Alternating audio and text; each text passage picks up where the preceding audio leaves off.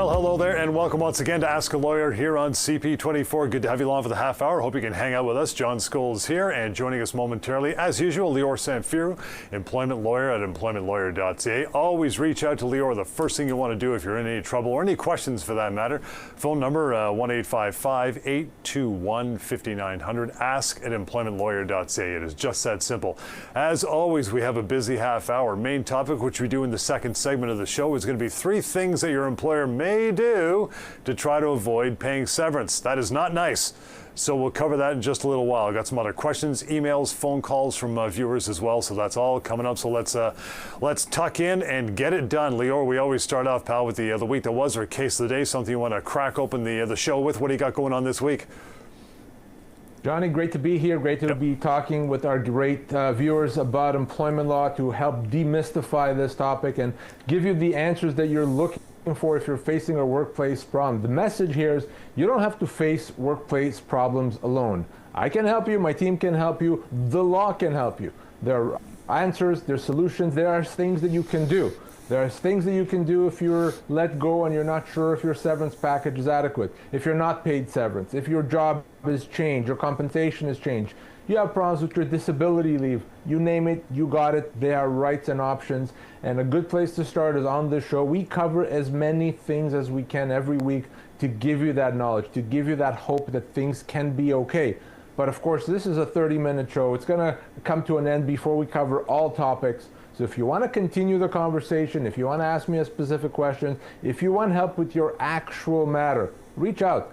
Phone or email, whatever works for you. We'll give you that contact information throughout the show. But rights is something that you have. And let me give you an example. Case of the day, a situation that I dealt with very recently.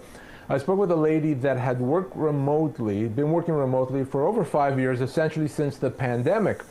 And been working full-time, been happy with that. Everything is going well. She was hoping to continue doing that pretty much until retirement. Been doing this now for over 5 years, in total of about 10 years with the company. Well, her employer calls her into a meeting recently and says, we need to change things. So we're going to give you 2 options. You choose.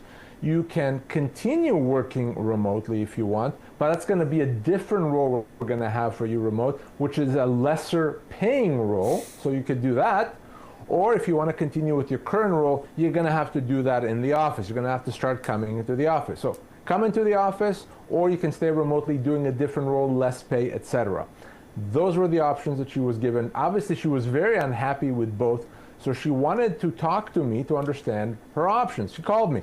So here's the thing, John. Her employer gave her 2 options.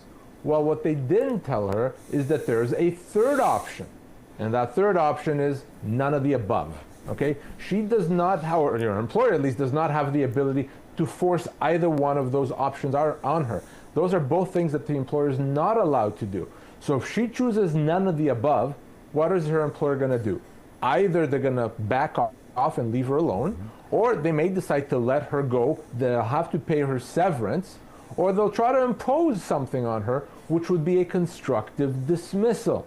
What it wouldn't be a resignation, it wouldn't be a job abandonment. An employer does not just have a right to change terms of employment.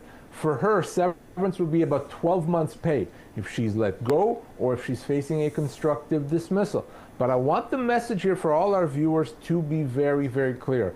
Oftentimes, when you're given these ultimatums, there's another option, another choice, which is to say, no, neither of those things are okay. You don't have a right to do that. And if the employer forces the issue, there could be consequences. Remember constructive dismissal? It happens when your employer makes significant changes to terms of employment.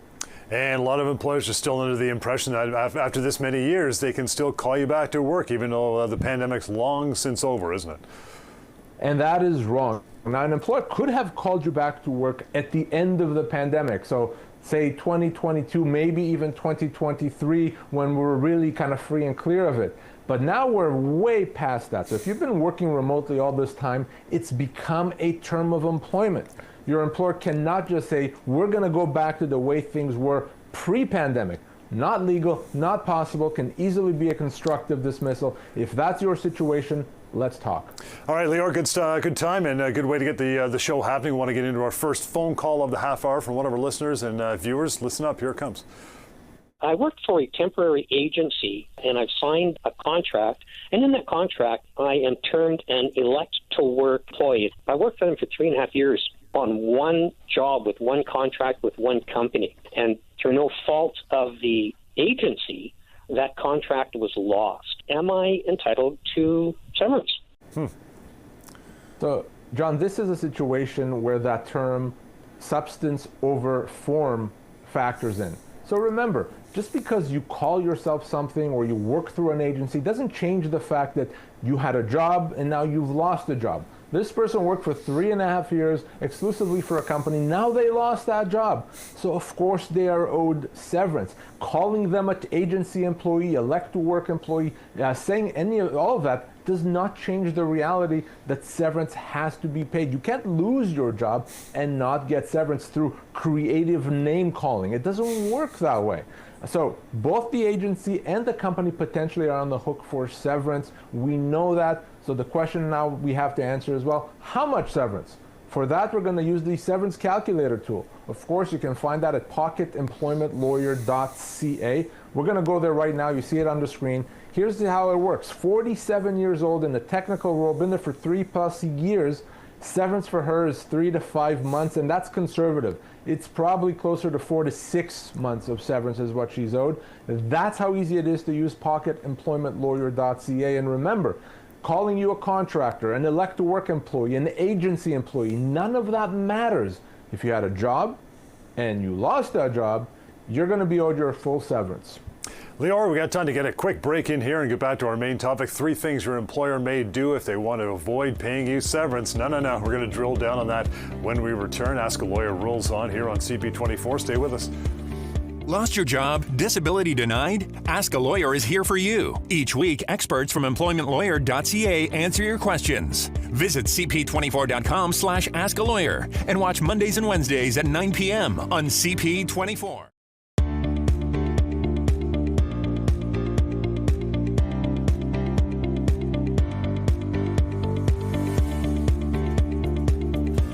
Okay, and welcome back. Ask a Lawyer, CP24. Thank you for sticking around through that short break. John Scholes here, Lior Samfiru, Employment Lawyer at EmploymentLawyer.ca. Always reach out to Lior if you have any questions. We're not doing this half hour. He's got a great team with him.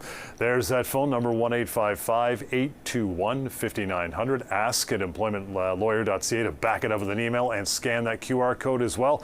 All right, Lior, main topic time. I love slipping this in there. We're pulling back the curtain on things your employer may not be able to do, but they may try to do these things if they're avoid paying you severance. The first one is this: they may make your conduct look worse than it is, possibly put you on a bogus performance review, all in the hopes of not paying any of that, right?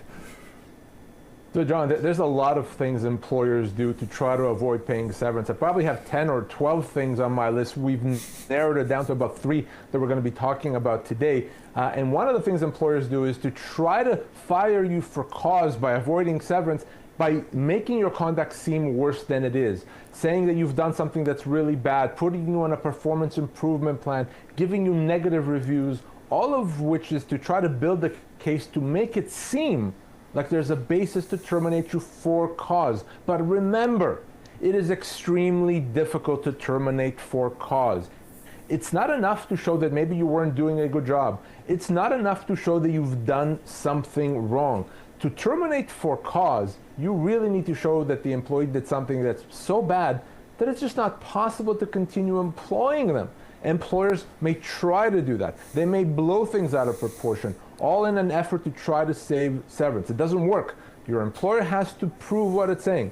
The employee does not have to disprove it. The employer has to prove it, and unless they have the goods, we're not going to let them get away with it. We're not going to let them inflate, exaggerate, make up stuff. So no, it doesn't work, but doesn't stop your employer from trying to avoid paying severance. Here's something else they may do as well, Lior. As you know, they may try to reduce the amount of hours you work, reduce your pay, try to demote you to try to do that. And they're going to try this just in the nick of time to let you go. But we're seeing right through that, right? Your employer may try to do that because they're hoping, well, if you're in a lower level position, we have to pay you severance, less severance. If you're making less money, we have to pay you less severance. So they'll try to make those changes and then let you go, relying on that to paying you less severance. Not legal. Your employer is not allowed to make significant changes to the terms of your employment. That's what we call a constructive dismissal. So if your employer, let's say, demotes you or reduces your pay, you then can say, by doing that, it's as if you've terminated me. Now you have to pay me my full severance. But there's something else here. If your employer reduces your pay and then lets you go, potentially that could be bad faith conduct, which means not only will they have to pay you your full severance, they may have to pay additional damages to make up for that bad faith. So no, it doesn't work when an employer tries to be creative by changing your job, your hours, your pay, all in an effort to pay severance. But if you're getting a sense that that's what your employer is doing, call me, please, right away. Okay, Lior, one more of these things that employers may try to do to avoid paying severance. They may say, you know, we'd love to pay you severance. You're a really good guy, but hey, we're a small company. We've got a tiny little payroll, so you're out of luck. You don't get a dime. So this is under the heading of what I call spreading falsehood or misinformation. It's not true. The size of the company's payroll, the number of employees, does not affect your full severance entitlements. Your employer may say to you, though, oh no, we're a small company. That severance stuff doesn't apply to us, hoping that you would walk away not knowing better. Well, now you know better. It's not true. Whether you work for a company with 1 employee or 1,000 employees, it doesn't matter. Your severance, your full entitlements are going to be the same based on your age, position, and the length of your employment. Now, I'll give some employers the benefit of the doubt. Maybe they don't know themselves that the size of the payroll, the size of the company doesn't matter. But I've seen cases where the company misleads the employee in an effort to avoid paying proper severance. Well, you're now not going to be misled because you know, you've watched, you understand. Size of the company doesn't matter. Either way, you get your full severance. Main topic is in the bag, Lior. Let's roll on. We got another viewer phone call coming right now. Listen up.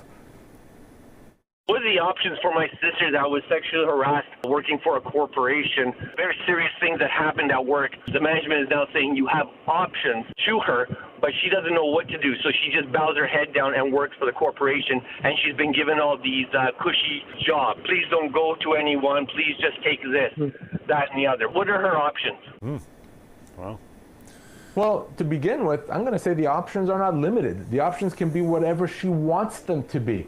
She's been wrong. She can tell her employer, here's what it's going to take to make this right for me, okay? So tell the employer that. First of all, your employer has to deal with this. They can't sweep this under the rug. They can't ignore it. They have to take all precautions and preventions to deal with these workplace issues. Now, potentially, if your employer doesn't deal with it, if they ignore it, if they leave the person that did the harassing there, that could be a constructive dismissal, a human rights violation. She can file a human rights complaint. She can leave with severance. There's so many remedies in these situations. But a good starting point to sit down with her employer and say, I've been wrong. This is what I need to feel better, to continue working, to be comfortable, okay? And if her employer ignores her, let me talk to the employer. They'll listen to me. But this is a big deal, and you shouldn't just sweep it under the rug and let the employer or the person that did the harassing get away with it. All right, Lior, we'll get into another break here. When we come back, Lior is going to slip on his disability lawyer hat as we cover off that in this next segment of the show. So stick around, lots more on the way. Ask a Lawyer on CP24. Lost your job? Disability denied? Ask a Lawyer is here for you. Each week, experts from EmploymentLawyer.ca answer your questions. Visit CP24.com/askalawyer and watch Mondays and Wednesdays at 9 p.m. on CP24.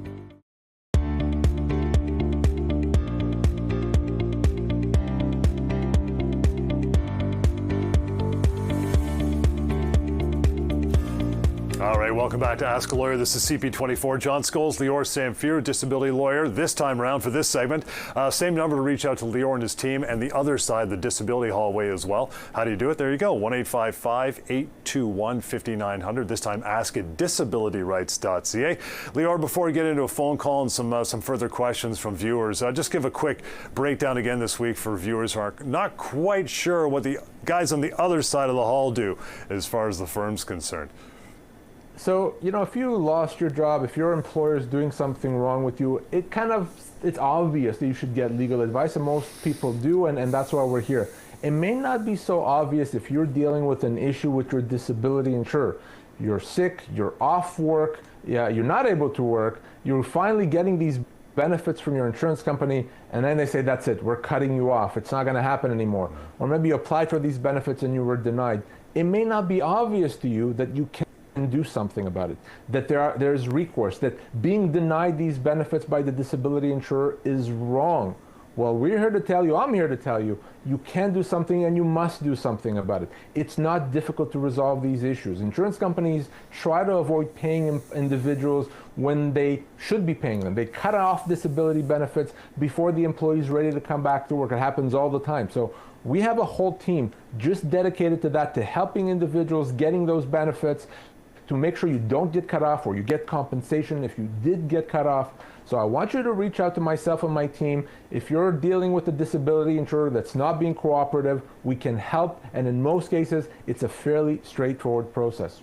Lior, in that regard, we have a phone call for a disability question coming up right now from a viewer, so we'll tuck into that and talk about it. Go ahead. My niece has been on long-term disability for close to 2 years now because of severe depression. Last week, she got a letter from the insurance company saying her benefits will stop in a month or so. She's still seeing her doctor regularly, and they don't think she's ready to go back to work yet. We're all panicking a bit. Can they really just cut her off like this? John, that's exactly what I was talking about. She's getting cut off. Why? I don't know, other than the fact that the insurance company doesn't want to pay her. She can't work. She knows she can't work. Her doctor's telling her she can't work. There's no legal basis for the insurance company to cut her off. The hope here is that she will walk away. She won't understand that she has rights, that that's wrong what the insurance company is doing. Many companies, my insurance company, cut off benefits after 2 years. Some cut them off even before then, and they deny claims that are legitimate. So listen to your doctor. If your doctor says you cannot work, don't work. Don't try to work when your doctor says otherwise. You'll make it worse for yourself. Let us deal with the insurance company. Once they hear from us, they say, crap, now we have to pay. They'll pay what they need to pay, or they'll reinstate benefit, or we'll get compensation. So the message here is very clear. Don't feel like you don't have options. Don't try to deal with the insurance company alone. Don't think that you have no recourse. You have recourse. Let's talk. Let's make sure the insurance company, that disability coverage, does not get cut off. Lior, we field a lot of questions through emails and the phones every week. I want to get to a question now. I'm going to read this to you. You can answer it. It's a common one and a good one. It says, what does it mean when the insurance company says you don't have enough evidence when applying for long-term disability? See that all the time. That's probably one of the most common reasons, common basis for an insurance company to say, oh, we just don't have enough information. We have to cut you off. We just don't know that you really are disabled. This goes back to what I said before. All you really need is your doctor. If your doctor says you cannot work, and they've said that clearly and provided that to the insurance company, that insurance company has enough information. They're using it as an excuse not to give benefits. Now, one of the things that we can do for you as well, if you contact us and the insurance company says we need more information, is we can work with your doctor to get your doctor to phrase things in a correct way to give the insurance company even less of an excuse to cut you off disability benefits. So you really got to call us. If for any reason your insurance company is threatening or telling you that they're going to cut you off, even if you think, oh, it kind of makes sense, if you still can't work, you need to call us, and call us right away. All right, one final break, Lior. As we do that and when we come back, we're going to jump back into the employment law side of things and take the end of this show out of here with a phone call. We'll get to our final phone call for the week as well and ask a lawyer, so stay with us. It continues right here on CP24. Lost your job? Disability denied? Ask a Lawyer is here for you. Each week, experts from EmploymentLawyer.ca answer your questions. Visit cp24.com/askalawyer and watch Mondays and Wednesdays at 9 p.m. on CP24.